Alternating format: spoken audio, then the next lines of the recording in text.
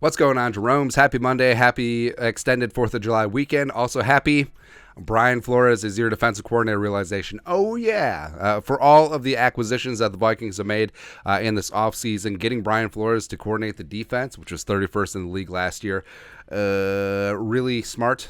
And I think that Brian Flores is going to be the guy that transforms that side of the ball. And he's highly respected. And Trevor Sikkema over at Pro Football Focus, our guy, did up a ranking of the NFL's top 10 defensive coordinators entering this season. And Flores checked in at 8, despite not coordinating a defense last year, him being a special assistant in Pittsburgh. But let's get to the list. 1, Belichick and Bill Belichick. And Steve Belichick. By the way, have you ever heard an interview with Steve Belichick? He's a voice doppelganger of his dad. All that stuff, right? But Trevor does point out that the Patriots were number 1 in EPA, expected points allowed in 2022. They were 11th in total points allowed. Now, a lot of this is reputation. I mean, Belichick has generally had good defenses in New England. Of course, he was the architect of those Giants defenses that won Super Bowls during the Parcells years. And he even had a really good defense at times in Cleveland when he was head coach. But I don't know. Like the fact that Rob Saleh and Ulbrich aren't on this list, don't even make the top 10. I don't know. But Patriots are 1. A little bit more of a legacy pick, but sure. 2, Lou Anarumo from the Bengals, where, I mean, the Bengals quietly have put together an extremely solid defense. Like, their defense is as good as it was during the Zimmer years, and even though Burrow and Chase and Zach Taylor get all the hype on offense, I mean, defensively, they've been good. Bengals are 5th in points allowed last year, and Anarumo should be in the mix for some head coaching vacancies coming up. Number 3, Fangio. So, Fangio coming in with the Dolphins. I mean, the Dolphins defense took a step back last year without Brian Flores at the helm as head coach and defensive play caller. But Fangio coming in, even though it didn't work out in Denver, didn't work out in a bunch of spots. And, yeah, the Vikings had some tepid interest in Fangio, but they weren't going to get him. And now they got to get this after they did his guy Donatel wrong. But Fangio, he is legit, and I think that he is going to make Miami a super attacking, amazing defense, just like they were under Flores. Plus, they got Jalen Ramsey now. And also Jalen Phillips is coming into his own. That's awesome, man. DQ, Dan Quinn.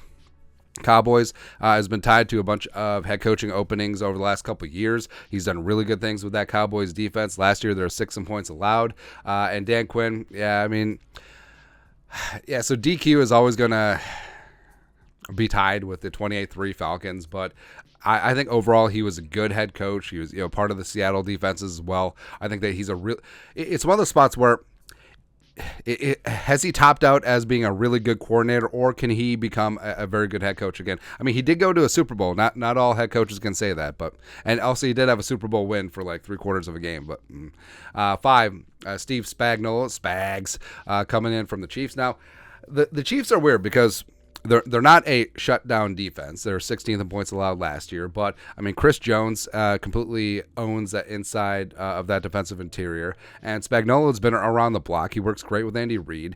He was a short-term head coach of the Rams. He was the architect of that 2007 Giants defensive line that just got after it against Tom Brady and company and the undefeated Patriots. But, see, this is a definition of what you need in a defense nowadays. Where are the Chiefs? Is the Chiefs defense? Are they the 2000 Ravens? Are they the 85 Bears? No, absolutely not. But are they opportunistic? Can they match up, especially when it matters in high leverage spots against offenses like the Bengals and the Bills and the Eagles? Yes, yeah, and that's exactly what they did. 6, Wink Martindale of the Giants, which we saw. Great. Well, he's really good at stopping 4th and 8. Which we saw. But, Wink, longtime DC of the Ravens, moved over to the Giants with Dayball last year, getting that side of the ball revved up, ready to go. And, the Giants were 18th in points allowed last year, but it's one of those spots where it is more reputation. Wink certainly has that.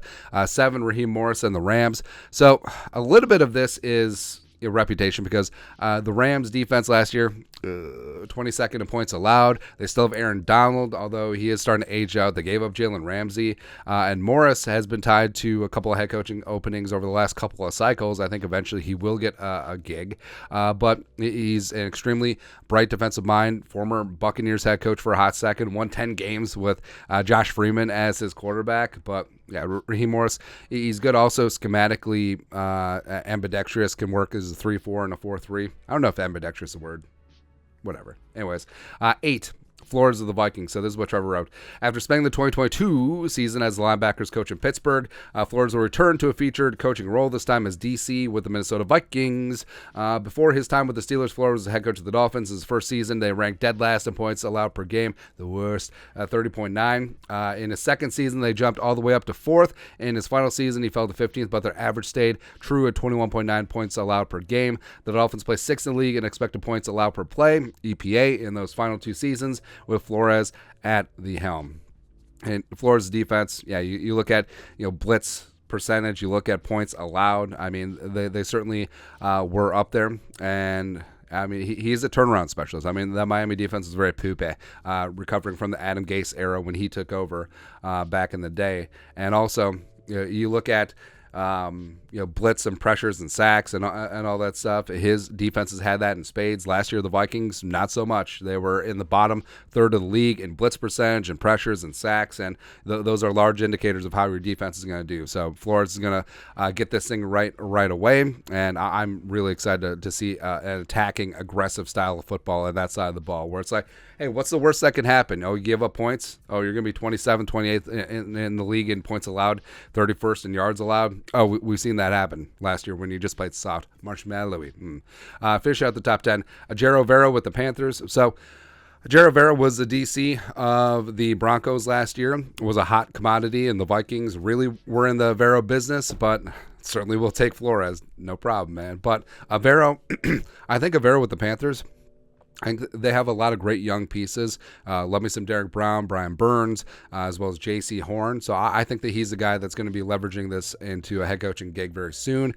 And then at 10, you got the former Panthers DC as well as interim head coach Steve Wilks taking over the Niners after DeMeco Ryans went and took the Texans job. And the Niners, one of the best defenses in the league, if not the best last year, and Wilks is a steady hand. Been there, done that, got the T-shirt. He's a great defensive mind. I think that he'll work great with Shanahan, and he'll oversee one of the best defenses in the league yet again. So I think that's a great spot for him.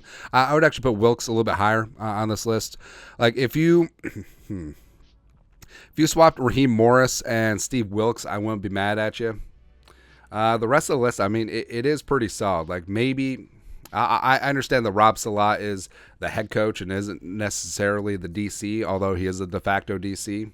But it is sort of like a Belichick situation. But yeah, I'd find a way to get the Jets on here. But I mean, overall, Flores checking in at 8.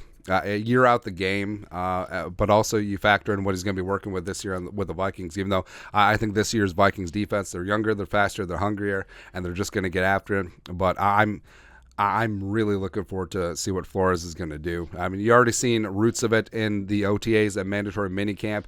Players on defense raving about it. The offensive players talking about how they're versatile and going to get it. So it's going to be a good time, man. But that's it. Let us know your thoughts and our thoughts in the comment section below. Subscribe for daily Vikings takes. Want to support the work? Put a little something in the Venmo. But till next time, Skol, production value.